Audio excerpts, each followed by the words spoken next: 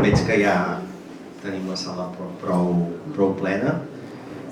Us agraeixo, soc en Jordi Martín Lloret, soc traductor, però avui soc aquí sobretot com a vicepresident de l'Associació d'Escriptors en Llengua Catalana per donar-vos la benvinguda a aquesta taula rodona que s'inscriu dins del cicle Obrim Parèntesi, que és un cicle que hem creat des de l'associació, sobretot amb objectiu, perquè sembla que estigui tapant,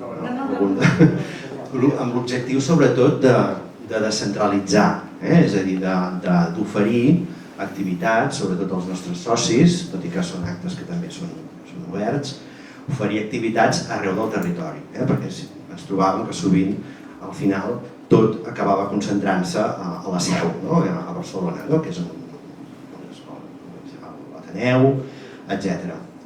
Per tant, aquest cicle és Obrim Parèntesi. Dono molt les gràcies tant a la Fundació de Bosch i Cardellac com a en Josep Maria Ripoll, que és no només el moderador, sinó que també ha organitzat aquesta taula rodona de luxe amb 3 grans traductors, la Susanna Fosc, en Miquel Desclot i en Joan Sallent. Espero que la trobeu interessant, segur que sí que ho serà, i bé, endavant. Gràcies.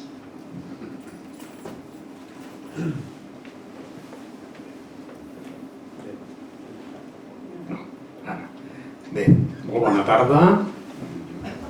Gràcies per ser aquí. Gràcies a l'Associació d'Escriptors per l'organització d'aquest acte, o, més ben dit, d'aquest conjunt d'actes que es fan per tot el país i que, en aquest cas, s'ha organitzat conjuntament amb la Fundació Bosch i Cardellac. La idea era reunir 3 traductors que s'han especialitzat, cadascun d'ells, en gèneres diferents. És a dir, això no vol dir que hagin traduït cadascun d'ells un sol gènere, evidentment. D'acord? Però bé, va semblar que en Miquel Desclot té molta, en fi, pràctica i enormement reconeguda com a traductor de poesia, en Joan Sallent com a traductor de teatre, evidentment, Shakespeare en primer lloc, també altres obres, i la Susanna Fosc ha traduït novel·la, després en parlarem. Jo, aquest llibre, El mal jueu, ja en parlarem, no sé si no està exactament, no sé si no està a mig camí de la novel·la i de l'assaig i de la crònica personal, etc. Bé, doncs llavors que bé, que cadascú d'ells, la idea és que ens parli de les especificitats de cadascun d'aquests gèneres i les dificultats, els reptes amb què s'han hagut d'enfrontar. A veure, no us explico ja què ha fet cadascun d'ells perquè són prou coneguts, perquè internet avui en dia, en fi, ens facilita tota la informació. En tot cas, jo no sé si m'equivoco, d'això després en podem parlar. Penso que d'uns anys ençà potser a Catalunya hi ha més interès per la traducció. Hi ha hagut, ja fa anys, la Montserrat Bacardí, per exemple, va publicar un diccionari de traductors catalans i també s'han publicat assajos, estudis sobre la qüestió. Jo no sé, després en podem parlar també, si el fet que últimament el nom dels traductors, el traductor o la traductora, aparegui sempre a la coberta, si vol dir alguna cosa o si és purament, en fi, simbòlic, podem parlar. En tot cas, doncs, bé, començant per les especificitats de cada gènere concret, esclar, en el cas de la poesia i del teatre és més fàcil, és evident que tenen uns condicionants molt clars, però en el cas de la novel·la i en concret d'una de les novel·les que ha traduït la Susanna Fosc, doncs penso que hi ha moltes coses a comentar sobre els possibles reptes, problemes en la traducció. Jo d'entrada seria per la poesia, pel fet de traduir poesia. En Miquel Desclot ja fa, no sé si ben bé 20 anys, sí, exacte, va publicar aquest llibre de tots els vents, no sé si encara es troba, que és és un recull de les seves traduccions poètiques fins al moment. Aquí hi ha des de japonesos antics fins a romàntics anglesos, avantguardistes francesos, etc. És una mostra realment molt àmplia de la poesia mundial en diferents llengües. No cal dir que aleshores ençà ha traduït més poesia, i llavors hi ha aquest volum curiós que és el Jardí de les Malícies de poesia eròtica universal. Està molt bé. Poemes eròtics els tradueix amb molta gràcia, realment. Després de tot això, ha traduït, per exemple, el Cançoner de Petrarca, que no és poca cosa. A més, l'ha traduït amb molt rigor. Els mètrics de Petrarca, etc. Vull dir que, a veure, em sembla que és tota una autoritat en la matèria. Jo començaria, en el cas de la poesia, per una mica que ens parlés, perquè a més aquí hi ha un text que s'hi refereix, hi ha una breu introducció teva que s'hi refereix, es diu Un gènere poètic, que parla de les fronteres o fronteres difuminades entre la recreació, la creació, l'obra poètica pròpia, no ho sé. Diria que ens parlessis una mica d'aquesta qüestió per començar. Bé, no cal dir, Miquel és un poeta prou conegut amb una obra pròpia important. Però bé, s'estableix una frontera o no? És molt difícil això de la frontera, perquè un traductor, quan es posa a treballar, esdevé un escriptor. Ja està. No podríem acabar aquí. És a dir, un traductor és un escriptor. Encara que no hagi escrit res a nom seu, i em sembla que aquí dec esmentar un cas típic, un traductor del xinès i del japonès anglès que es deia Arthur Wallis, que no va publicar poesia pròpia, però va publicar unes versions tan boniques dels clàssics japonesos i sobretot xinesos que apareix a les antologies de poesia anglesa, perquè el que va aconseguir són uns poemes preciosos per ells mateixos. Per tant, la frontera entre allò que has inventat tu i allò que t'ha incitat algú altre a inventar, no sé si hi ha gaire frontera.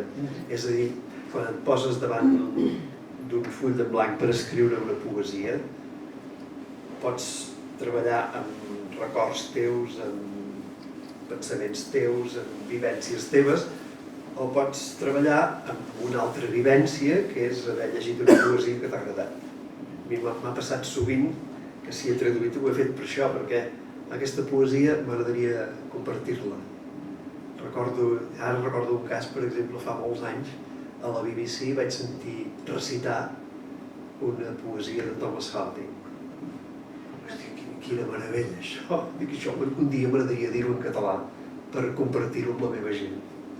I al cap dels anys, doncs esclar, allò em va quedar, al cap dels anys el vaig reescriure en català. Per tant, la traducció literària, ja no parlem de la traducció de gasetes o de gasetilles o el que sigui, això a part. La traducció literària és un gènere literari. L'escriptor que està treballant en una traducció està treballant igual que un escriptor que està inventant-ho tot. Per tant, no sé ben bé la frontera si té cap interès aquí. Per què ha d'haver-hi una frontera? No ho sé, no hi trobo la gràcia. És a dir, jo estic tan orgullós d'haver fet el Petrarca com d'escriure els meus propis sonets. I probablement són millors els Petrarca, esclar, encara que els hagi escrit jo. Però, esclar, parteixes d'una experiència, l'experiència del lector, o pots partir d'una experiència amorosa o d'una experiència qualsevol de la teva vida, però és que la lectura també és una experiència. Per tant, quan estàs intentant compartir allò que t'ha agradat amb algú altre, estàs treballant igual que si estàs expressant un dolor o qualsevol altra emoció. Per tant, jo no hi sabria trobar. Per això sempre he insistit que traduir poesia és un gènere poètic i que traduir és escriure. I que un traductor, encara que no hagi fet res més que traduir, és un escriptor. I a més, deixeu-me dir una cosa. Actualment hi ha traductors que escriuen més bé que molts escriptors professionals i que tenen un coneixement de la llengua molt superior. Per tant, parlem-ne i traguem-nos el barret quan cal. Aquest text introductori d'aquest llibre, de Tots els vents, dius, per exemple, el traductor de poesia no té pas la missió de traduir les paraules o les frases del poema original, sinó exactament la de traduir aquella distorsió a què han estat sotmeses. I després, al final, dius, al final del paràgraf, només exercint de poeta, doncs, pot obtenir un veritable poema, que és de l'únic que es tracta. Sí, el llenguatge poètic no és res més que portar a l'extrem el llenguatge literari. No hi ha cap diferència essencial, és d'intensitat, de quantitat, per dir-ho així. I com funciona el llenguatge literari, el llenguatge poètic? Doncs funciona utilitzant les paraules de la comunitat, per tant les paraules del diccionari, però com que les paraules del diccionari es basen sobre universals i la literatura es basa sobre particulars, hi ha un conflicte que s'ha de resoldre. I les paraules del diccionari expressen emocions en general, com a universal, però nosaltres no vivim emocions generals, vivim emocions individuals, particulars. Per tant, quan tu vols expressar una cosa tan concreta com una emoció particular, sigui teva o d'una altra, Shakespeare gairebé no parla mai de les seves emocions, parla dels altres, parla de les de Julieta, de les de Macbeth, etc. Doncs quan tu vols expressar això, necessites les paraules de la comunitat, però els has de fer dir coses que el diccionari no diuen. Com ho fas, això? Doncs personalitzant la llengua, l'ús de la llengua, perdó. Personalitzant l'ús de la llengua. És a dir, distorsionant la manera de parlar habitual, perquè la manera de parlar habitual és previsible i per tant no comunica emoció. L'has de transformar. I els poetes, com ho fem? Els poetes ho fem doncs, utilitzant la música, el so, el vers, la rima, la literació, etc., la imatge, el joc intel·lectual. Tot això ens serveix per modificar l'ús habitual de cada dia de la llengua de cada dia. I, per tant, l'únic que fem és fer servir les paraules del diccionari, però d'una manera personal. Per tant, no cal fer servir paraules estranyes, cal fer servir les paraules del diccionari, les més corrents, però si les fas servir d'una manera inhabitual, sorprenen el lector i, per tant, és capaç de comunicar-nos alguna cosa, de comunicar-nos, en aquest cas, una emoció. Que no em refereixo, estic parlant d'emoció en un sentit genèric, emoció estètica, emocions de les que vulguem, però necessitem modificar l'ús habitual del llenguatge perquè això sigui possible. Entenc que el bon traductor de poesia sempre és preferible que conservi la rima, el ritme, els recursos del poema original o no per força? Home, és desitjable que sigui una poesia, per exemple, pensant en Petrarca. Petrarca estableix uns models per la història. Encara són fills de Petrarca i va escriure al segle XIV. Doncs bé, aquests models que va establir ell i que hem anat fent servir al llarg dels segles, no el pots traduir de qualsevol manera si no és com el model que has devingut. Per tant, si tu no tradueixes aquell sonet en forma de sonet, es perd la meitat de l'interès de la peça. Que tu puguis traduir una poesia que ha estat rimada en l'original i aconsegueixis fer-ne una poesia nova sense rimar-la, és possible, esclar que sí. Però si en una poesia és tan important el fet que hi hagi rima, doncs jo crec que s'ha de traduir intentant rimar. Intentar-ho almenys. perquè això que dèiem és que aquests recursos no són ornamentals, no són per fer bonic, és que estan utilitzats per modificar el sentit de les paraules, de manera que el lector està llegint paraules que coneix però les està llegint d'una manera nova, com si fossin noves. Aquesta és la gràcia del llenguatge literari i en particular del llenguatge poètic, que és l'extrem de l'ús del llenguatge literari. Molt bé, gràcies. Joan, a veure, Joan Sallent, sobre teatre, tot i que també ha traduït novel·la, entre d'altres, l'Illa del Tresor, que, a veure, penso que hauria fer un efecte especial perquè el seu avi, Joan Arús, ja l'havia traduïda, no? Però, en fi, entre altres coses, entre moltes altres coses, ha traduït Shakespeare, no sé si coneixeu aquest llibre, que es diu A peu d'obra, on hi ha unes quantes obres de Shakespeare, i Som dos només de taula, Sí, sí. sí, ja ho sé, sí. I que a més, Després... amb poca diferència de temps va sortir el recull de les peces teatrals que tu havies traduït. Sí, no hem coincidit. No hi ha cap obra que l'hagin traduït tots dos. Sí. Després li volia dir al Miquel que si volia completar una mica el que diguessis tu, però sí, ho tinc present. Doncs bé, aquest llibre es diu Versions a peu d'obra. I no és perquè sí, tu ho expliques, és un text introductori molt breu, però en què et refereixes, per exemple, espera, ho trobaré, però ho tenia... Sí. No, parles del fet que això és de viva veu sobre un escenari i defenses que les traduccions siguin funcionals, en el sentit d'una traducció perfectament adaptat a la funció que ha de fer, que és el que diu el diccionari, penso. No? Sí. Pots explicar-ho una mica, això, i la teva activitat també quan vas als assajos de les obres, o comentar una mica tot això? Sí, recordo que aquí va ser la primera cosa que en què comença aquest pròleg, que és sortir al pas de les connotacions que pot tenir funcional. De seguida remeto al sentit de diccionari, és el que acabes de dir, compleix la funció per la qual ha estat pensat o ha estat encarregat, en el meu cas. Sempre ja des de la primera traducció que vaig fer de Hamlet per Lluís Omar, ja un dels requisits era que fos el més entenedora possible i que aquest objectiu de fer-la entenedora no anés excessivament en detriment dels components poètics. I això és l'objectiu que he pretès amb totes les altres traduccions que he fet de Shakespeare. Llavors això, esclar, d'entrada Shakespeare queda allà dalt i qualsevol de nosaltres queda aquí baix. Vull dir que pretendre arribar ni tan sols a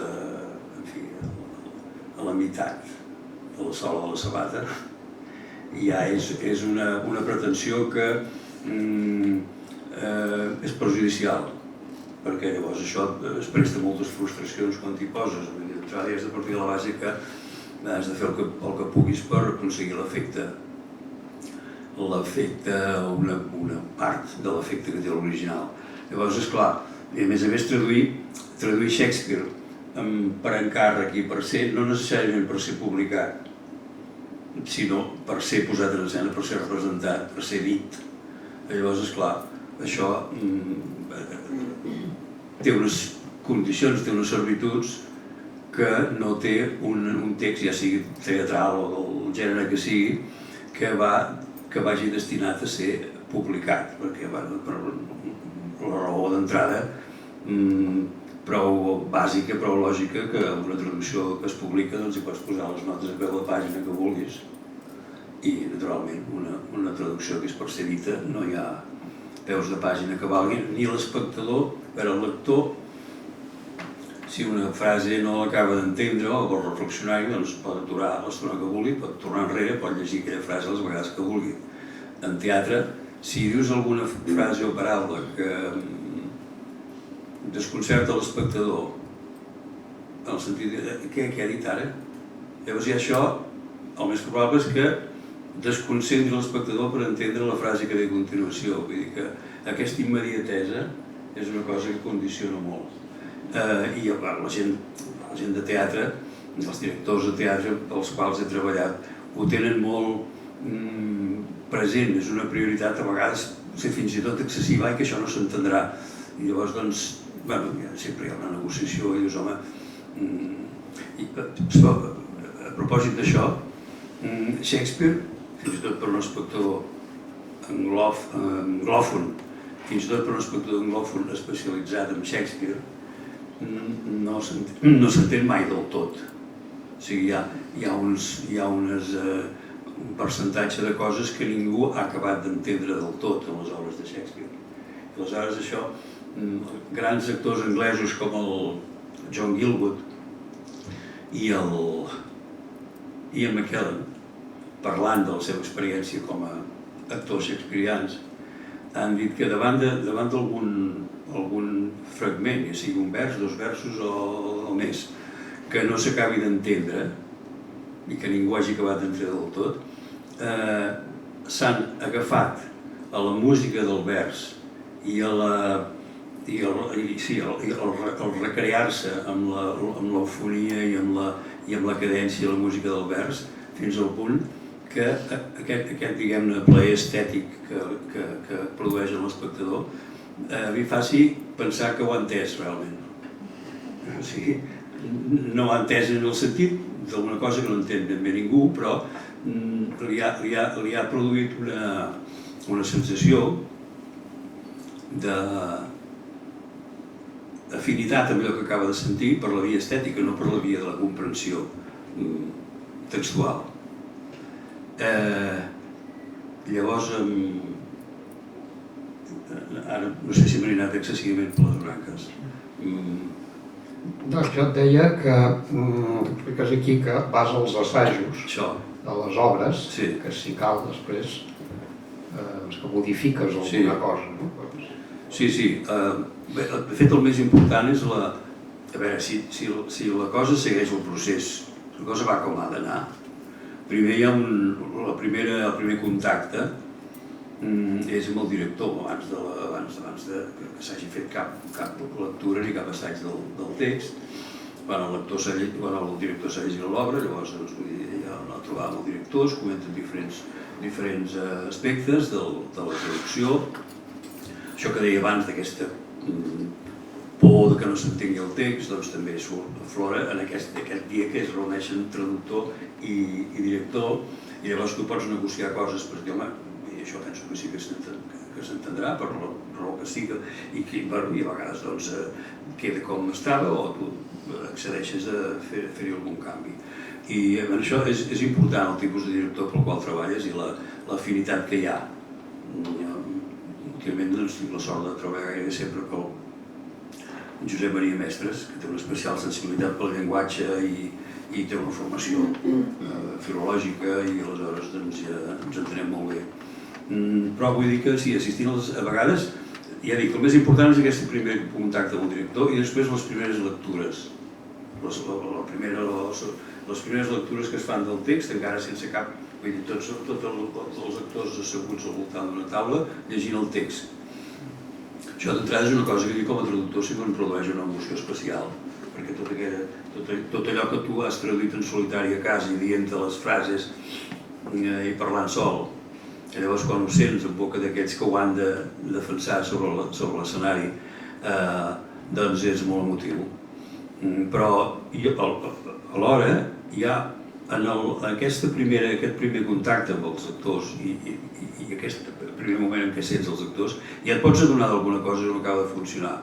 I dius, ostres, ara aquest vers que acaba de dir, o aquesta frase que acaba de dir, ara si fos a fer, he descobert una mena de cacofonia o ambigüitat de sentit que quan ho traduïa, i aleshores no tinc cap inconvenient de dir, mira, això, doncs ara ho canviaria. O, a vegades, sobretot els primers assajos, que els actors encara no tenen el text prou memoritzat, sovint diuen frases per aproximació, que no són ben bé com tu l'has escrita, i fins i tot, no sé, en algun cas llavors l'autor o triu un descans i diu, ai, perdona, aquella frase, dic, no, aquesta frase de la manera que l'has dit m'agrada més i no tinc cap incompliment a canviar-la, vull dir que això és aquesta fase posterior a l'entrega del text traduït per mi és important això, per això que dic i perquè considero que una traducció teatral no es pot donar, menys per mi, per acabada fins que no ha passat aquesta prova d'acabar-la de polir per part d'aquells que l'han de dir, que l'han d'aixecar, l'han de defensar sobre un escenari. I aquesta idea de peu d'obra és en aquest sentit. I sense deixar Shakespeare, les principals dificultats en què et trobes, no sé, jocs de paraules, canvis de registre, sí, tot plegat. Bueno, amb Shakespeare, una cosa curiosa que pot semblar una paradoxa, el més fàcil és la comprensió del sentit, no perquè jo sàpiga anglès, exhaustivament anglès del segle XVI i XVII, sinó perquè t'encarrega una traducció de Shakespeare i et proveeixes de 2 o 3 edicions d'aquestes anotades que a vegades hi ha una pàgina que hi ha 2 versos i la resta són notes a peu de pàgina, t'aclareixen qualsevol dubte de sentit que puguis tenir. I fins i tot si hi ha algun moment que hi ha això que deia abans, alguna cosa que no s'ha acabat d'entendre què vol dir, t'ho diuen també. Això no s'ha acabat d'entendre, segons alguns estudiosos vol dir això, segons altres vol dir allò, llavors tu tires per allà on et sembli. Per tant, en aquesta primera fase d'entendre, jo a vegades he tingut més, o m'he espantat més. Abans de, amb la lectura prèvia, començar la traducció amb una obra actual d'un autor irlandès que utilitza un anglès rabiosament dialectal i ergòtic i que quan ho llegeix dius, hosti, però si la unitat de coses que diuen no ho entenc. I esclar, una obra escrita fa 4 dies és molt estrany que hi hagi edicions anotades per estudiosos, aleshores t'has d'espavilar per d'entrada entendre què diuen en tot moment. Aquesta primera fase amb Shakespeare està molt més solucionada i llavors doncs espavila't, vull dir, per donar-hi això que deia fa una estona d'aquest equilibri entre fer-lo entenedor i que fer-lo entenedor no abarateixi excessivament els alts valors retòrics i poètics de l'original.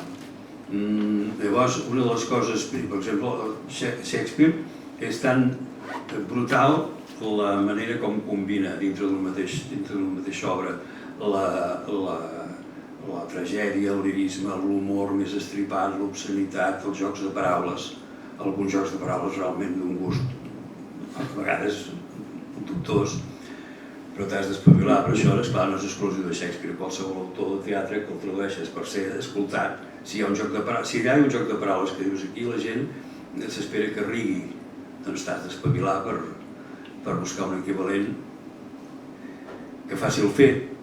I llavors si assisteixes a una funció i veus, dius, ara ve aquella frase, a veure si riuen.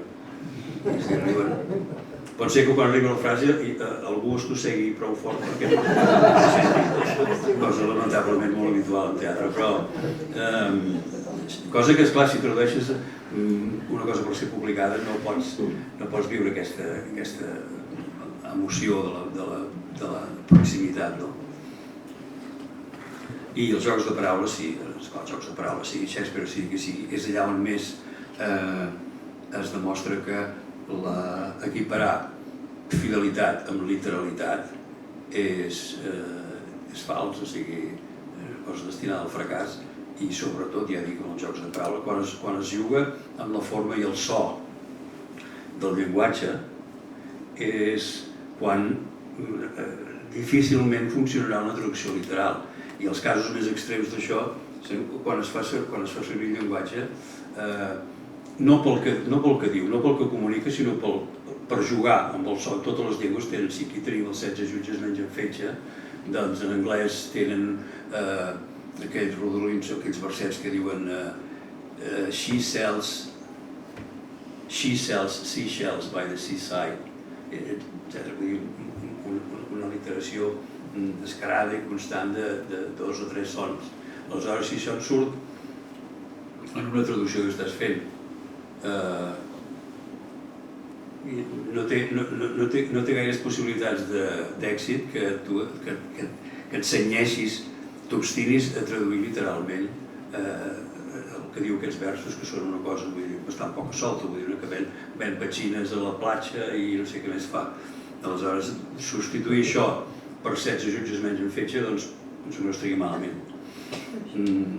I molts altres casos. Recordo que en una novel·la de Julian Barnes, que no l'he traduïda, però que vaig fer servir un fragment quan feia classes a la Facultat de Traducció Autònoma, que és un personatge protagonista de la novel·la, que parla de quan anava a l'escola, una escola religiosa.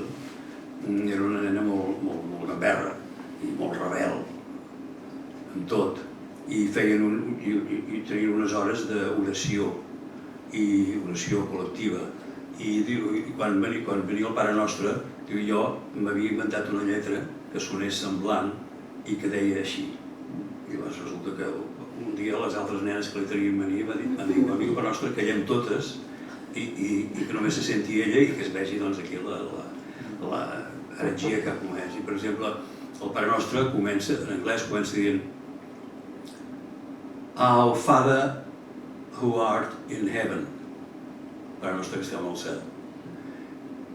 I aleshores aquesta versió transgressora d'aquesta nena diu alfalfa, per alfada, diu alfalfa who farts, o sigui que es fa tirapets, diu un topònim, in Devon, alfalfa who farts in Devon. Esclar, té el mateix ritme i molta semblança fonètica amb l'original. Aleshores, esclar, si aquí t'aferres a posar alfalfa, perquè l'original diu alfalfa, i el que es tira pets i tal, doncs estàs destinat al fracàs, i aleshores el que has de fer, doncs... De fet, hi ha alguna cosa, jo recordo quan era petit, ja hi havia versions paròdiques del Pare Nostre. El Pare Nostre, no sé si... el Pare Nostre sucat amb crosta, no sé què, vull dir que... Sí, vull dir que, esclar, el que requereix aquest tipus de joc textual és això, anar buscant equivalents, però oblidar-te de si parla de l'alfalfa o de Devon, no?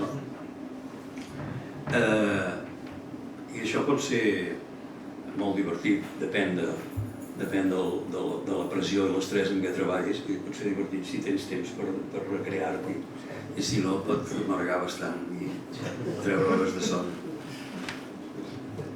No sé si el Miquel vol comentar alguna cosa també sobre Shakespeare, sobre aquests aspectes de... No, res, ara se m'acudia un exemple divertit. Hi ha, en el Romeu i Julieta, hi ha un moment al començament que diu, on és Romeu? Em sembla que ho pregunta a la seva mare, em sembla, ho dic de memòria.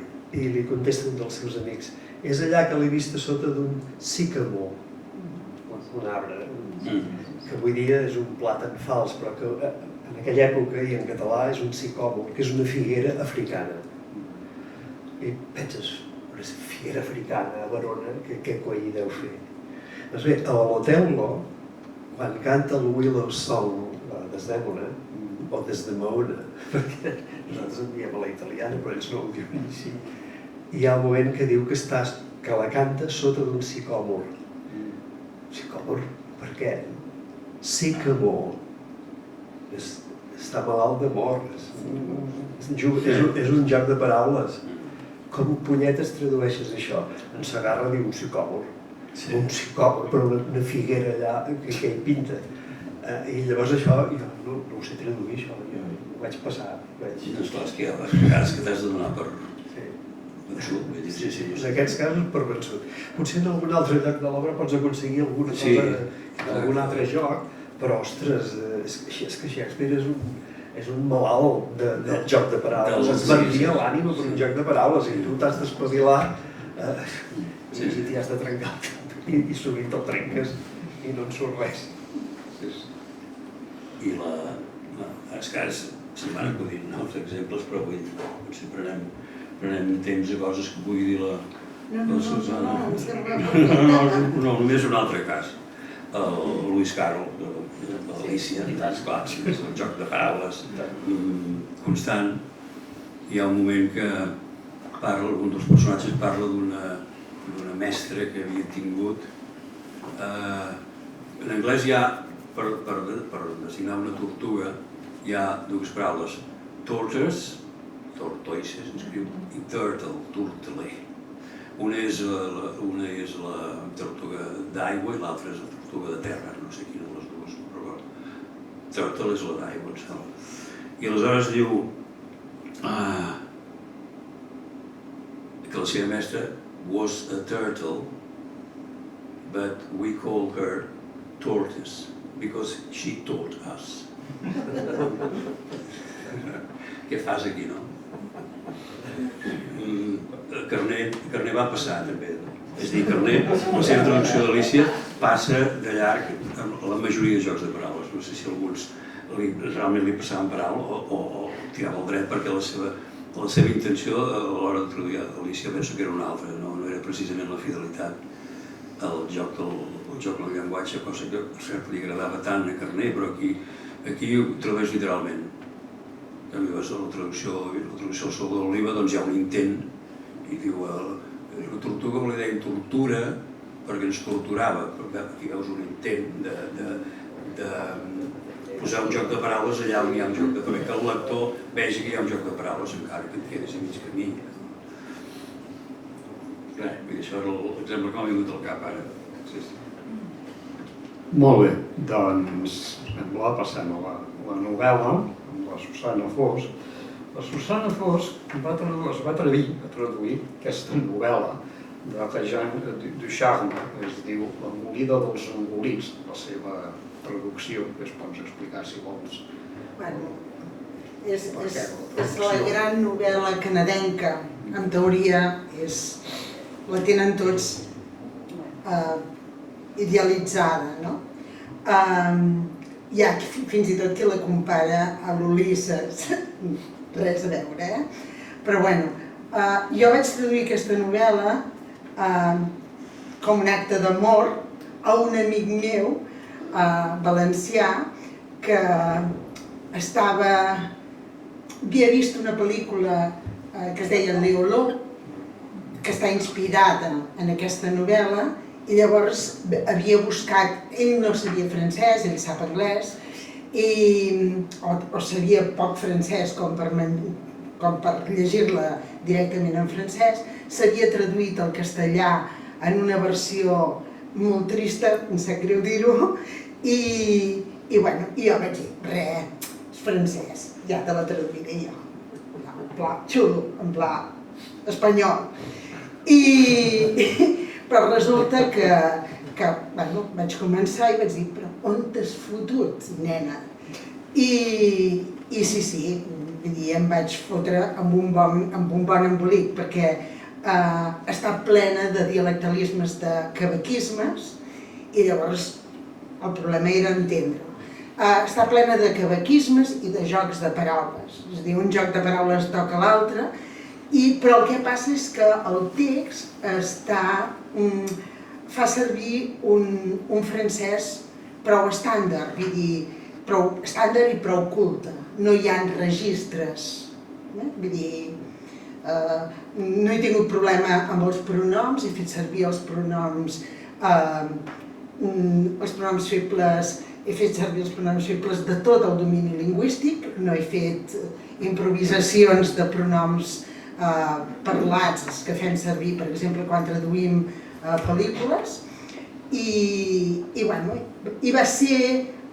El que passa que, aviam, jo admiro molt la gent que tradueix professionalment literatura, perquè havia fet bàsicament traducció audiovisual, perquè jo amb aquest llibre m'hi vaig poder dedicar molt, hi vaig estar moltes hores. Si per exemple l'editorial m'hagués de pagar aquest llibre per les hores que m'hi vaig estar, no hauria tingut ni per pipes, així de clar.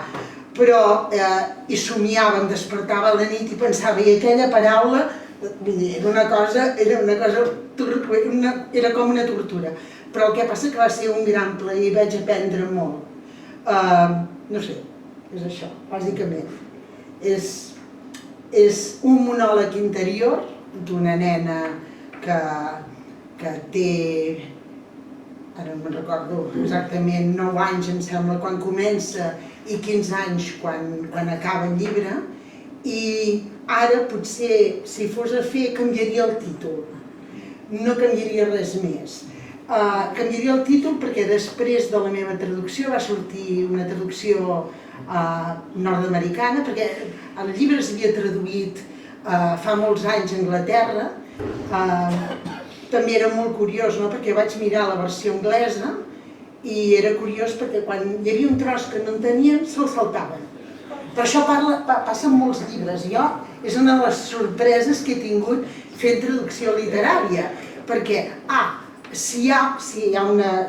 En aquest cas jo vaig mirar la versió anglesa, sobretot perquè hi havia coses com, per exemple, com que és canadenca, hi havia paraules que per la situació de les llengües en contacte eren paraules angleses passades al francès. I el que era curiós és que el senyor que havia traduït la versió anglesa, la primera versió anglesa, que és, no sé, doncs al cap de 2 anys d'haver sortit aquesta, l'original, en francès, doncs et trobaves que, mira, aquest tros no m'agrada, no l'entenc i per tant me'l salto. I això passava moltes vegades, i això passa a molts llibres, que si tu mires l'original et trobes que, bueno, que potser falten pàgines senceres. És una de les coses que he descobert fent traducció, t'ho juro, us ho juro, és una de les coses que em van sorprendre més. Bé, doncs, això, estava plena, vull dir, la gràcia és que està plena de jocs de paraules, penso que és una gran novel·la, m'ho vaig passar molt bé traduint-la, però ja dic, és a dir, fa servir un registre culte, moltes vegades la llengua és poètica, i el que em va costar més, diguem-ne, a l'hora de traduir, que és el que penso que em costa més sempre a l'hora de traduir, és trobar el to. El to, aquesta mena de cosa que és la veu de l'autor darrere el text, que és una cosa molt abstracta, però que si no trobes el to la traducció sol ser fatídica. Només dir això. Sí, sí. Ja, permets, hi ha un... no sé, volia... Esclar, està ple de neologismes, d'argot, en fi... No, argot poc. Però argot? Bueno, esclar, ara fa temps que la vaig traduir i no me'n recordo, l'hauria de tornar a dir. Argot pròpiament no, però, mira, llegeixo un tros. Sí, la pàgina 37, no sé, és un paràgraf de 3 línies. Esclar, no és argot això, però diu: em fa treure foc pels queixals. Estic fins al capdamunt de les ximpleries d'aquest tocacampanes. En tinc les butxaques plenes de la seva guerra dels 30 anys. Trobo molt interessant com recorres a un llenguatge col·loquial sense caure ni en castellanismes. No, això el tinc sagrat. Que està molt ben trobat. Això el tenia sagrat. És a dir, perquè moltes de vegades amb la tonteria de que el català no té registres, que el català no pot dir les coses com diu l'espanyol, és una cosa que a mi em treu de polleguera, perquè penso que darrere hi ha mandra per part del traductor o de la traductora a buscar l'equivalent en la nostra llengua, perquè l'equivalent hi és. És a dir, pot costar més o menys, però l'equivalent segur que hi és. I és per això.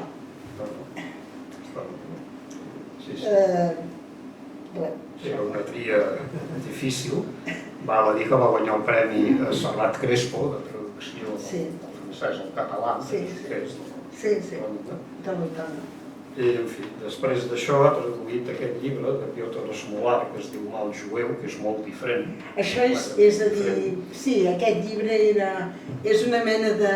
és la història personal, és un jueu, diguem-ne, desclassat, desclassat en el sentit que no vol saber gaire cosa del fet de ser jueu, però el fet és que és periodista de Le Monde i l'envien de corresponsal a Jerusalem, amb la qual cosa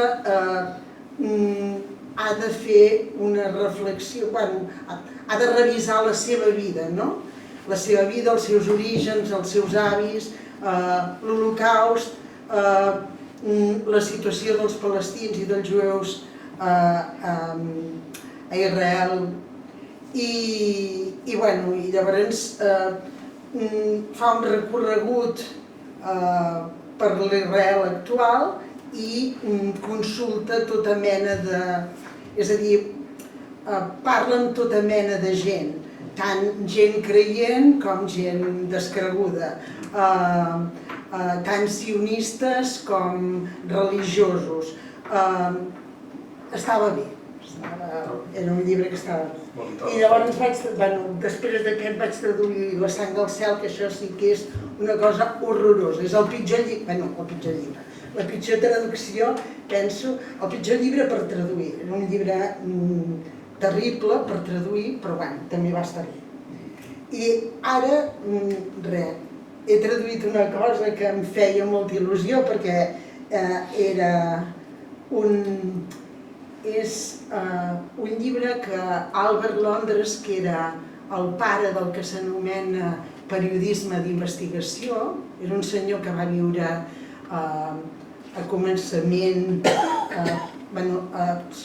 va néixer a finals del segle XIX i va viure fins al 32. Va morir molt jove, però va fer periodisme d'investigació i va escriure un llibre que se'n deia El jueu errant ha arribat. I està traduït i segurament, si tot va bé i València pot continuar editant llibres, sortirà el mes de gener, però és molt curiós perquè és un senyor que es dedica a anar pel món, és a dir, que comença el viatge a Londres i l'acaba a Palestina i llavors fa la història dels jueus orientals fins a la creació de l'Estat d'Israel. Fins a la creació de l'Estat d'Israel no, m'equivoco, fins just abans de la creació de l'Estat d'Israel. I és fantàstic perquè, però l'estil, per exemple, és completament diferent, no és llenguatge poètic, és llenguatge... L'home era un poeta i fa servir al·literacions, i fa servir metàfores, i fa servir sinècdoques, i fa servir tota mena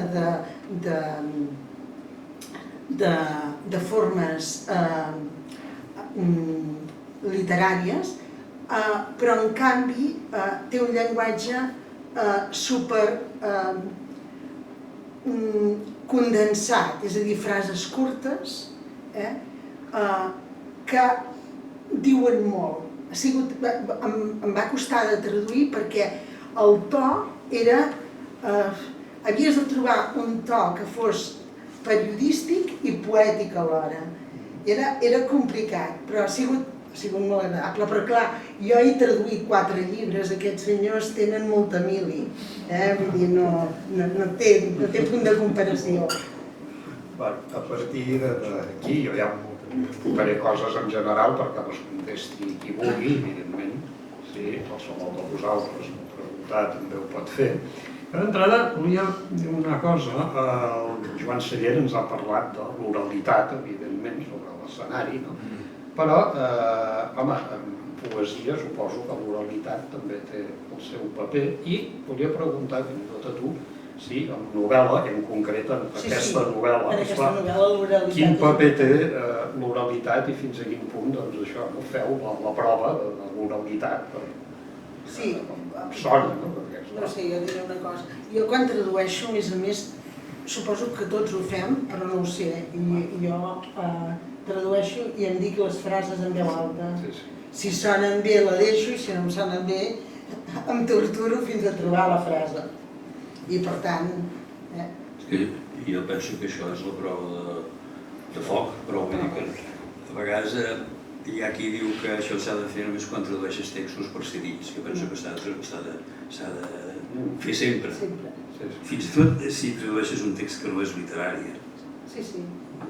També hi ha coses que si no te'l dius en veu alta, a vegades és un veu alta interior, no cal que et senti ningú.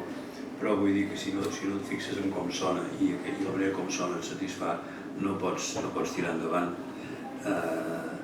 I això, ja dic, a mi m'ha passat fins i tot quan vaig traduir David Copperfield, de Dickens, alguna cosa que em va passar per alt i em vaig adonar quan la traducció ja va sortir publicada i vaig fer un dia, no sé si era un dia que fèiem una xerrada i parlar. Hi ha un personatge que és un dels més còmics que va crear Dickens, que és el senyor Micawber, que parla d'una manera exageradament pomposa, per dir la cosa més prosaica i més vulgar. I llavors es va embolicant, li pregunten una cosa, per exemple, hi ha un moment que el protagonista, Copperfield, arriba a Londres i encara no sap, no coneix gens la ciutat i li pregunten a aquest senyor per anar fins a casa seva. I quan s'ha de dir, doncs m'he de tirar per aquí, 2 carrers a l'esquerra, doncs s'embranca amb una retòrica que em sap greu no portar aquí perquè fa molta gràcia. I llavors, sempre que s'embranquen aquestes retòriques, arriba un moment que, esclar, ell mateix es perd i s'atura i diu in short. I llavors ho diu d'una manera relativament més senzilla. Però aleshores, i sempre hi ha aquesta repetició d'aquesta fórmula. I jo, esclar, has de rumiar quin equivalent hi poses, aquest in short. Jo vaig posar en suma. Clar, quan dius en suma, què és probablement la primera cosa que sorgeix? La forma del verb ensumar. I jo vaig, hosti, i ara si fossis a fer, canviaries, perquè es produeix una ambigüetat fonètica que l'original no hi és. I bé, he recordat aquest cas i recordo que una vegada amb una oradora que parlàvem d'això i vaig citar aquest exemple i algú dels assistents va dir, home, doncs jo primerament sembla bé perquè introdueixes una mica de propina amb aquesta ambigüetat. Això és discutible, com moltes coses en traducció. Qui opina una cosa i qui opina l'altra. Ho has posat al final. No, això ho vaig canviar. No, en suma, vull dir que no... Hauria tingut l'ocasió de canviar-ho, però no ho sé, no ho vaig deixar. Que el primer que s'ha degut, a mi, en resum, no quedava bé això. Sí, i si hagués posat en resum no s'hauria produït cap ambigüitat a l'hora de dir la frase. Vull dir, com a exemple, que encara no havia controlat prou el so de totes i cada una de les paraules i frases de la novel·la, perquè, esclar, era una ambigüitat fonètica no deliberada, com una obra de teatre fa molts anys que vaig traduir, que hi havia una frase que deia com és? Sí, un que va viure a casa d'un altre i diu, només pots dormir en aquest porter d'aquesta habitació amb humitat, habitació molt humida. I els mateixos que ho havien d'interpretar als primers assajos, ja esclar, el que li tocava dir això amb humitat, li sonava el verb vomitar, han vomitat. Els mateixos actors, cosa que va semblar bastant enginyosa i que no traïa la intenció perquè aquella escena tenia una intenció humorística en general. Llavors hi van introduir un parell de rèpliques. Vomitat, l'altre diu, qui ha vomitat? No, que dic humitat, que és humida, que té humitat. Sí, ho van aprofitar. Van aprofitar una ambigüitat de sentit que tampoc era deliberada per part meva i que també m'havia passat per alt. En el cas de la poesia, l'oralitat és fonamental, perquè és que la poesia va néixer oral, la poesia va néixer cantada, per tant, el recurs principal de la poesia justament és la música, que no és una música ornamental, que és una música significativa, però que no és racionalitzable. Per tant, l'oralitat és fonamental. Com tradueixes, no sé, Zeffiro torna i el tempo rimena. Esclar, és una meravella ja per ell mateix, encara que no entenguis què diu. I un exemple que poso sempre, que ja els que l'hàgiu sentit ja em perdonareu, hi ha una cançó d'Ariel a La tempesta de Shakespeare, que quan em van telefonar per dir-me si volia traduir La tempesta vaig pensar immediatament, ostres, hauré de traduir aquella cançó. Quin drama, perquè és una cançó que canta Ariel, l'esperit aquell que està al servei de Próspero. Próspero li diu, escolta, vés a la cala aquella de l'illa i digue-li, fes-li entendre al príncep Ferran de Nàpols que el seu pare, el rei de Nàpols, que també ha naufragat, no és en una altra cala com en realitat és, i viu, fes-li creure que s'ha ofegat i que és mort. I llavors Ariel se n'hi va i li canta una cançó que és una mena d'acte de defunció, però en vers meravellós, musical. I comença amb aquest vers, imagineu. Full fathom 5 thy father lies. I sembla, Full fathom 5 thy father lies. És com dues meitats d'un vers, que l'un és mirall de l'altre, i el príncep, quan sent això, diu, però què és aquesta música celestial? Què és això? És dir, està més meravellat de la música que sent que del significat que li està dient que el seu pare és mort. Doncs bé, això com ho fas perquè el teu príncep Ferran quedi meravellat? No li pots... En Segarra tira pel dret i allò no meravella ningú el que hi posa en Segarra. En canvi, en Carner, que l'havia traduït de molt jove, a primers de segle, fa una cançó que, Déu-n'hi-do, està prou bé dintre de tot. Però és molt difícil això, s'ha de preveure que això, aquesta música, té un sentit dins de l'obra. Ja no només té un sentit de modificar el significat de les paraules, sinó que té un sentit dins de l'obra. Per tant, has d'aconseguir una forma musical, oral, especial. I la veritat és que d'aquesta cançó en català n'hi ha unes quantes versions. Ho va fer en Carner, ho va fer en Jordana, ho va fer en Segarra, ho va fer en Joan Ferreter, ho va fer en Manent, ho va fer l'Oliva, i ara, com que la meva es veu que ja és massa vella, ja sé que n'han encarregat una altra. Sí. Ara les traduccions envelleixen en 15 dies, les troben massa literàries, les meves traduccions. I tu us ho vols que ja et tocarà també. Sí. Doncs, clar, traduir això és... Al final se'm va acudir una cosa, que és a les traduccions catalanes que tenia, em feia gràcia perquè tots s'entossudien a dir el teu pare és a 5 braces de fondària, quan dir, s'ha ofegat. Però jo pensava, i per què tanta obsessió a dir 5 braces, si està ofegat tant a 5 braces com a 10, com a 15 o una, no? Aquí la gràcia és que Shakespeare està utilitzant el 5 perquè musicalment li funciona. Si hagués dit full fathom 6, ostres, se'n va a fer punyetes al vers, no té cap sentit. Per tant, per què obsedir-se tant amb això si aquí el que importa és la música? I llavors se'm va acudir una solució que és, em vaig inventar un freu. Un freu és un braç de mar. Per tant, em vaig inventar una illa al costat de la de Próspero. Vaig pensar, com que és una illa fantàstica i màgica, n'hi pot haver una altra de petita al costat, n'hi pot haver un freu. I llavors vaig fer dues meitats com el vers original, vaig dir, al fons del freu, ton pare jeu. És a dir, que hi hagi una aliteració befa com l'original, al fons del freu, i un eco d'una meitat a l'altra, al fons del freu, ton pare jeu. Doncs bé, això és que, esclar, està pensat amb l'orella. Els versos es pensen amb l'orella. I s'ha dit, per tant, són orals, són fonamentalment orals. A vegades, de tant en tant tens una alegria perquè trobes un equilibri. O fins i tot l'original ja ho tradueixes literalment i dius, ostres, em surt també un vers de Cassila. És a dir, un vers de la mateixa mesura que els pentàmetres iàmbics que deia ser el vers de Cassila de Shakespeare, com aquell que diu The Uncertain Glory of an April Day. Això és Els Cavallers de Verona.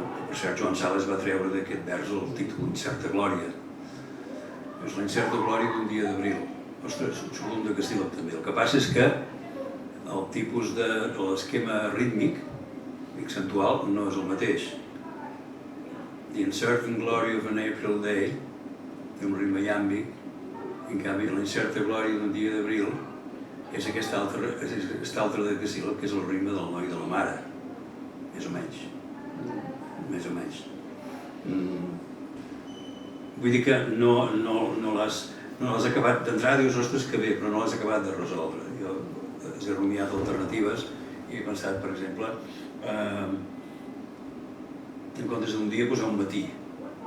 Llavors ja el ritme accentual és el mateix que l'original.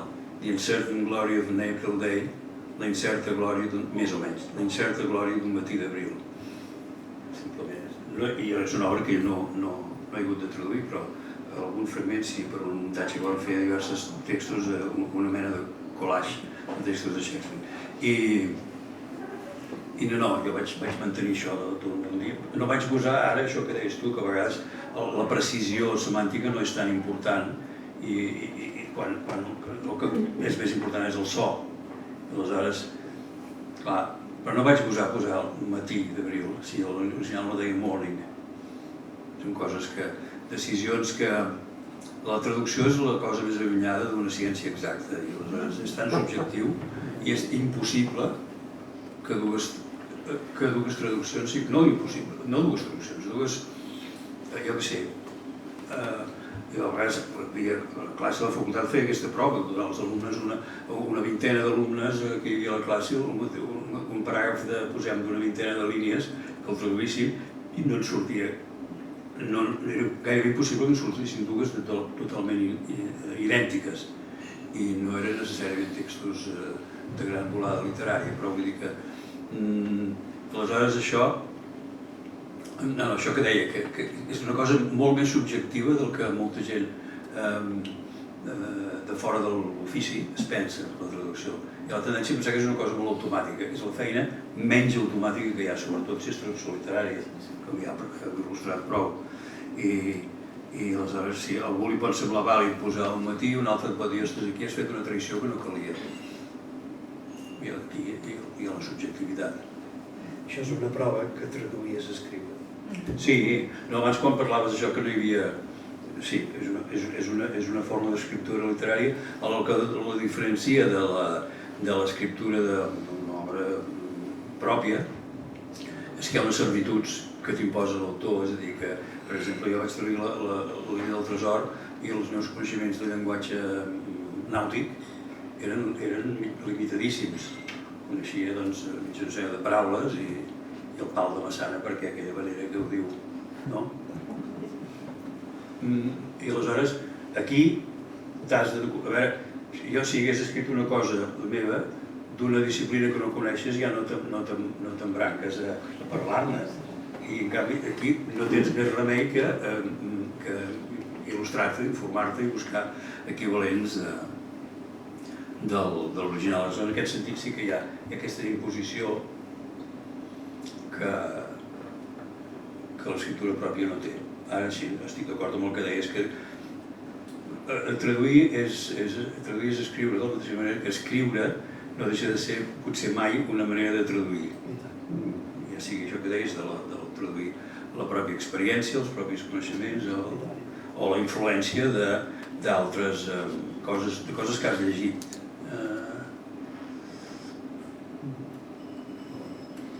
Jo tinc encara un parell de qüestions, però no sé si algú d'altres vol intervenir.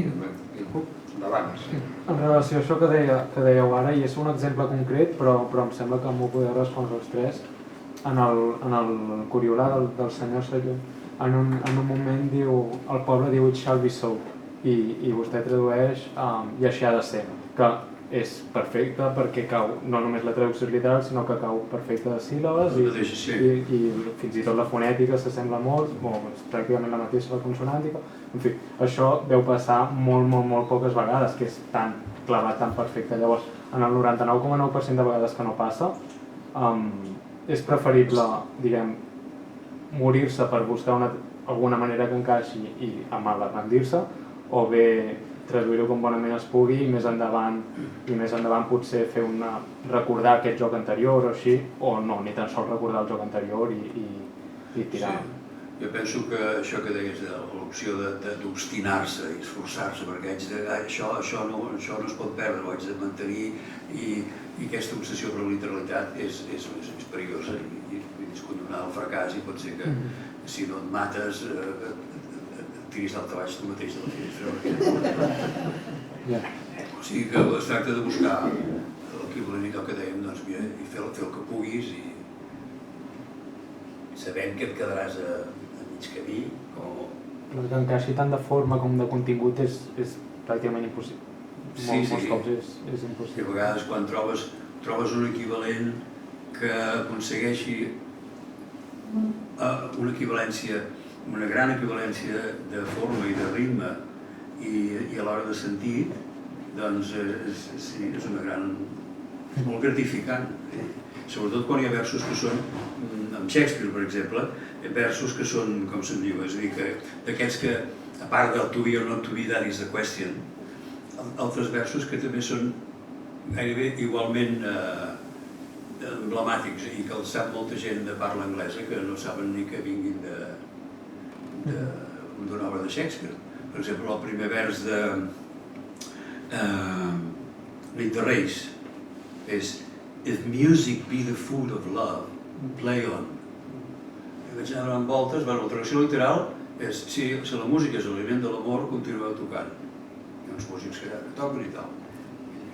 S'allarga quilomètricament, no és un vers ni res, aquesta traducció literal que he dit. I aleshores em vaig tracant el cap, buscant l'equivalència i al final em vaig trobar un que, doncs, bueno, no m'està el dir-ho, però em sembla que, vull dir que em fa fer bastant content, que és si en música es nodreix l'amor, toqueu. Fins i tot permet aquesta pausa abans de les dues últimes síl·labes de l'original. If music be the food of love, play on. Si tu mires amb lupa, hi ha una tradició de sentit, perquè play on vol dir continueu tocant, i en canvi toqueu. Tant pot ser tant pot voler dir comenceu a tocar, com continueu tocant. Recordo que això li vaig preguntar al director, el Joan Maria Mestres, jo que us deia de la primera trobada amb el director, i vaig dir, mira, t'ho dic, perquè això és una petita llicència que em vaig perdre al servei de l'equivalència sonora i mètrica i rítmica i les pauses necessàries. I em va dir, hosti, molt bé, doncs ho farem servir això. I aleshores hi ha uns músics en escena, hi havia uns músics allà en directe, i en comptes de començar l'obra que els músics estan tocant, doncs va començar l'obra que sortia l'autor que diu aquest vers, tot sol, allà enmig del prosceni, deia el vers, si en música es nodreix l'amor, toqueu, i els músics començaven a tocar. Allò que deia abans de la importància que hi hagi una entesa entre el director i el traductor és important. Sí, davant. Jo li volia fer una pregunta al Joan. Sí, volia fer una pregunta al Joan. Fa molt temps que ens coneixem i sé que el Joan va estar fent molta traducció audiovisual. Sí, I era un gran ajustador, vol dir que havia de sincronitzar les frases. A l'hora de traduir Shakespeare va servir aquest aprenentatge d'ajustar?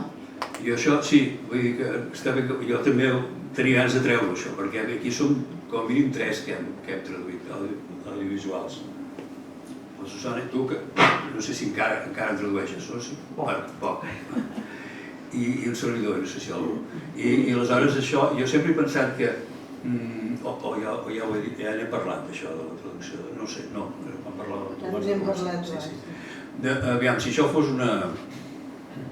un acte de cinèfils, i fóssim especialistes en cinema i el públic també, doncs suposo que si per molta gent parlar de doblatge, ja el concepte de doblatge ja és és pecat. És una manera de, com se'n diu, una traïció que fas al text, de la puresa del text, el fet de no poder sentir les veus originals, etc. Vull dir que, deixant a part això, jo penso que la traducció audiovisual és el millor banc d'aprenentatge i de rodatge per a un traductor a l'hora de traduir altres coses, concretament teatre. M'ha servit molt, teatre en general, Vull dir, esclar, trobes una frase, sobretot si has de traduir i ajustar, o sigui, sincronitzar el text amb la imatge i l'articulació de les boques. Surt una frase que l'entens a la primera, però llavors, esclar, a l'hora d'ajustar veus que hi ha un tancament de boca a mitja frase i l'original no hi és, o a la inversa. i després t'has d'empescar altres maneres de dir la mateixa cosa, ja prou que ho saps. Quines altres maneres tens de dir la mateixa cosa però no tinguin un tancament de boca entremig i que s'ajustin més, encara que la sincronització perfecta doncs, no existeix, i tampoc, també el que deies tu, també si et mates a buscar la sincronització perfecta, doncs malament. Però sí, jo considero que a mi m'ha servit molt a l'hora de... i sobretot traduint de l'anglès, que vull dir que de l'anglès al català o qualsevol llengua romànica, jo diria que no hi ha pràcticament, hi ha poquíssimes frases que es puguin traduir d'una sola manera.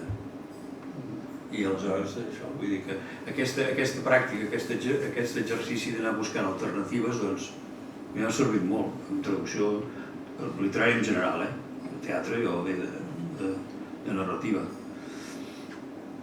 I és clar, quan és una cosa com traduir una versió cinematogràfica d'un Shakespeare, bueno, tu vas traduir el Hamlet del Kenneth Branagh. Jo vaig traduir molt sovint per no res i, esclar,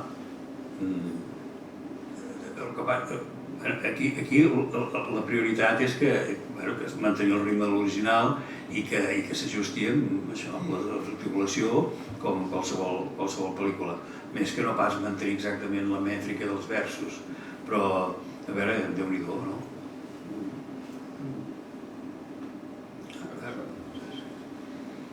No sé si voleu dir més coses, jo encara afegiria coses. Una és el que he dit al principi de tot, de la consideració actual dels traductors, el fet que ara sempre consti el nom del traductor, la coberta, no ho sé, és purament simbòlic, això, és un símptoma que el paper dels traductors està més reconegut, no ho sé. Però vosaltres què durat, això? Jo el que anava a dir és que jo preferiria que els paguessin més que no pas que tinguessin el nom a la portada, perquè moltes vegades amb el nom a la portada eviten pagar-los el que els pertoca. Literalment. Jo penso, és a dir, el que passa que els traductors, molts traductors van protestar molt, van demanar que el nom constés a la portada i arran d'això, em sembla molt bé que surti a la portada, però també em semblaria molt millor que no hi sortís i que estiguessin més ben pagats, perquè jo ja ho dic, aviam, jo ho faig, jo soc una diletant, però la gent que s'hi guanya la vida és per suïcidar-se els preus que els paguen, o no? Sí, això seria de dir, es pagues molt malament. Molt malament, llavors, i és una feinada, Vull dir, clar, per exemple, jo estic jubilada, m'hi puc dedicar, no necessito els diners per viure, clar, de la manera que jo afronto una traducció no té res a veure amb el pobre desgraciat o desgraciada que té 3 mesos per fer una traducció i que, òbviament, va a preu fet i, òbviament, no es pot estar documentant, buscant... La tranquil·litat que jo tinc per traduir no la té ell o ella. I a més això, sabent que aquella obra que té 2 mesos o 3 mesos per traduir, li pagaran això, li sortiran, no ho sé, però m'hi jugo el que vulgueu, que qualsevol dependent o dependenta guanya més calés, vull dir, alhora, que no pas un pobre traductor. I si tradueixes en vers rimat... Ja no t'explico. El meu Petrarca, des del punt de vista econòmic, és una ruïna. Ruïna absoluta. Els ajuts que em van donar tot el que vulgueu, però no m'ho va pagar ningú. No. I això de fer sortir el nom del traductor a la coberta coincideix bastant amb l'aparició, en el cas del llibre en català, l'aparició de petites editorials que en general, pel que a mi em consta, tracten més bé els traductors, aprecien, valoren més la seva feina, són més meticulosos abans de publicar una traducció en el sentit de revisar-la minuciosament i aquest detall de posar el nom a la coberta, quan ja hi havia alguna editorial que ho feia, però era una cosa residual. Recordo de jove viatjar a França i entrar en una llibreria als anys, no sé, 70, o quan començava a treballar de traductor, fixava en això, no hi havia llibre, no hi havia traducció que la coberta no portés traduït de l'anglès, que per cert deia de l'anglès o de l'americà, segons que fos de l'anglès americà. I aleshores aquí van trigar, i en canvi, sí, recordo que de les primeres traduccions literàries que vaig fer la va publicar una col·lecció fa molts anys que ja no existeix, de textos literaris de butxaca de l'editorial Bruguera, que portava Francesc Miravilles. I aquest sí que, des del primer número que van publicar, surt el nom del traductor. I en canvi, això en relativament pocs anys s'ha anat convertint en costum i curiosament, potser no tan curiosament, les editorials que més s'hi han resistit i s'hi continuen resistint són aquestes grans multinacionals. Quan les editorials petites, jo diria que ja no n'hi ha cap que no ho faci, això de posar el traductor. Si em permeteu, has esmentat això de la campanya que vam fer des de l'EM, que en vam fer una de campanya perquè es posés el nom del traductor a la coberta, i no era tant una qüestió de... perquè jo crec que no té res a veure, que paguin malament o no, no té res a veure. El nom del traductor per nosaltres hi ha de ser perquè tot comença amb un reconeixement. És més fàcil que les tarifes vagin pujant, encara que no sigui el ritme que tots voldríem, però és més fàcil que vagin pujant si hi ha un cert reconeixement del traductor, posant-hi el nom a la coberta, perquè és veritat que això genera que hi ha gent que compra els llibres segons el traductor. I això als editors no els passa per alt. I això et pot arribar a donar un poder de negociació que d'una altra manera no tindries. Només volia precisar això. Però llavors també haurien de pagar diferent segons el traductor. Això depèn, esclar, depèn del... Bueno, entens?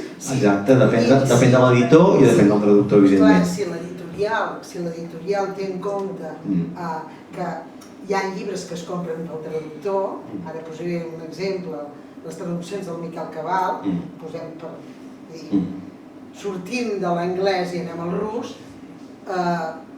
saps? O, vull dir, per posar un exemple, no es poden pagar igual que les d'una altra senyora que també tradueix del rus, i no dic noms.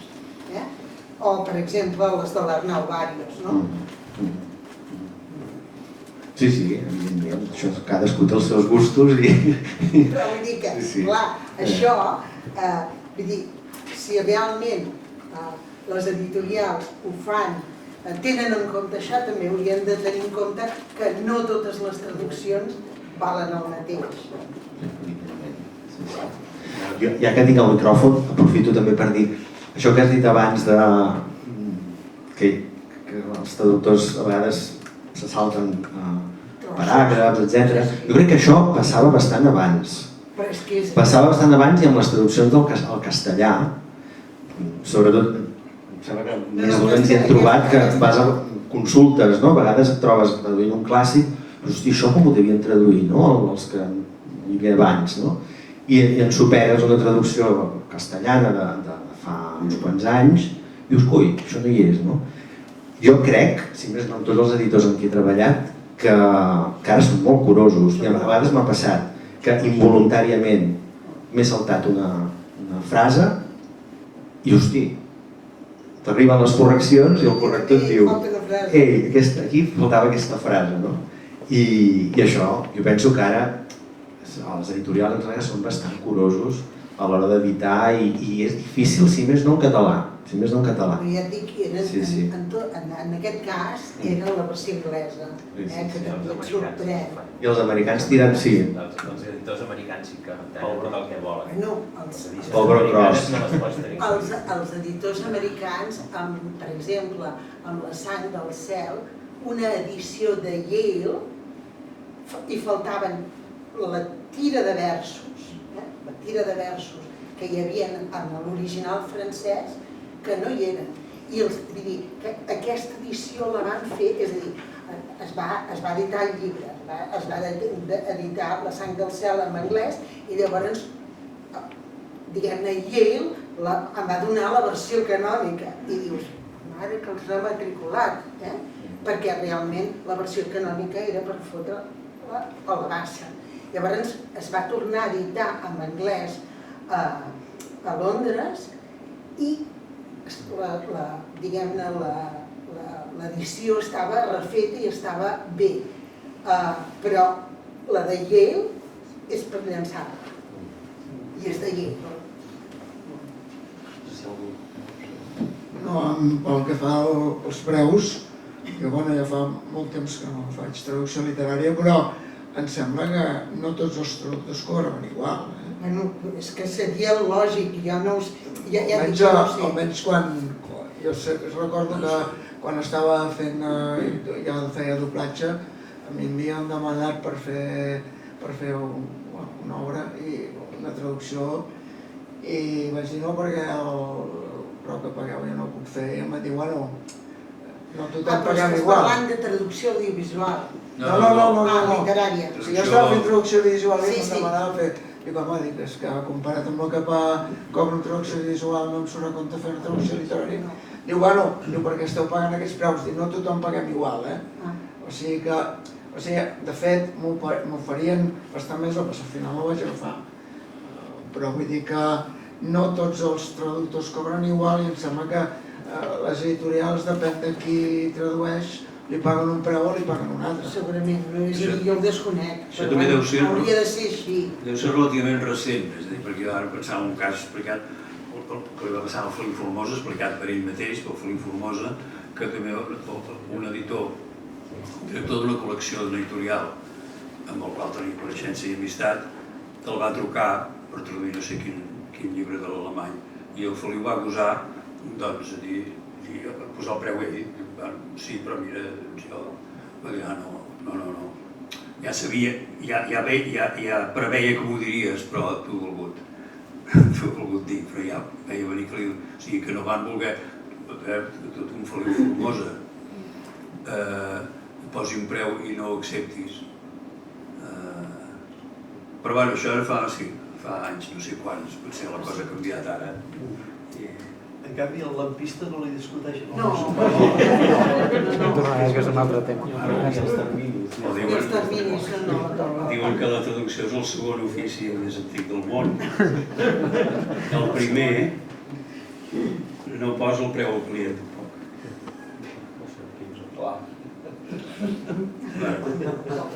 Normalment. Molt bé, no sé si hi ha més coses. Sí, digues.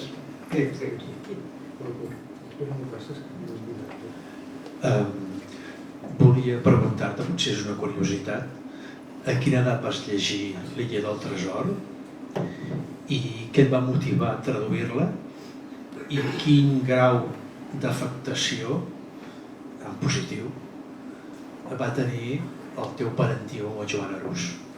D'entrada dic que totes les traduccions que he fet, ja siguin per editorials o de teatre, han sigut encàrrecs, o sigui, no n'hi ha cap que jo hagi dit mira, em fa gràcia traduir això i ho hagi proposat. Vull dir que aquesta traducció del Tresor em va fer una gràcia i una il·lusió especial per aquesta coincidència familiar, però vull dir que va ser un encàrrec de Quaderns Crema. Llavors, doncs, fins aquí, em deies, fins a quin punt... Sí, el fet de... Preguntava primer l'edat que tu vas llegir, suposo que era... Sí, aquest llibre era a casa, igualment que hi havia els de les dues Torres i... Les dues edicions? No, la traducció de l'avi, per mi des de petit era la traducció de l'avi, és a dir, vaig saber que existia una cosa que es deia traducció, a la qual el meu avi s'havia dedicat. I sí, vaig llegir L'illa del tresor amb aquesta traducció i ja dic, juntament amb el Massa Gran i el Capitán Trueno, allò que feia tanta il·lusió que hi havia un parell de dies que tenies dècimes i no volies d'anar al col·legi. I aleshores sí, ho vaig llegir de nen, sí, però ara si sóc sincer, no sé si el vaig llegir sencer. Vull dir, jo saltant-me trossos. A veure, en aquella època hi havia una cosa en castellà que es deia col·lecció d'històries, que les pàgines de l'esquerra hi havia la traducció, també hi ha simplificada l'original, i a la pàgina de la dreta hi havia vinyetes en forma d'historieta. I jo confesso que sovint la vista se m'anava cap a la dreta. No és el cas de la traducció del meu avi, però vull dir que també tenia alguna traducció castellana de l'Illa Resort que potser és la que em vaig llegir sencera, que és una sencera que has de posar entre moltes cometes. I després, en quin sentit m'havia influït, deies, però... I si quan traduïes... No, això sempre, esclar, si tradueixo una cosa que ja existeix en traduccions anteriors al català, el que faig és no mirar, si de cas m'ho miro després, però sí, algun dia, doncs, al final del dia, un paràgraf que m'havia resultat especialment dificultós, o alguna frase, o algun joc, i llavors em mirava, quan ja semblava que ho havia resolt, em mirava la traducció del meu avi, però no, al revés no, perquè tant si hi ha l'operatiu com si no, vull dir, perquè és massa perillós, en comptes de fer l'esforç de rumiar solucions, que hi ha... Ara, a altres traduccions, a altres llengües, sí, però vol dir que sí, que el vaig llegir, el vaig rellegir, però sempre era després d'haver traduït determinat fragment o capítol.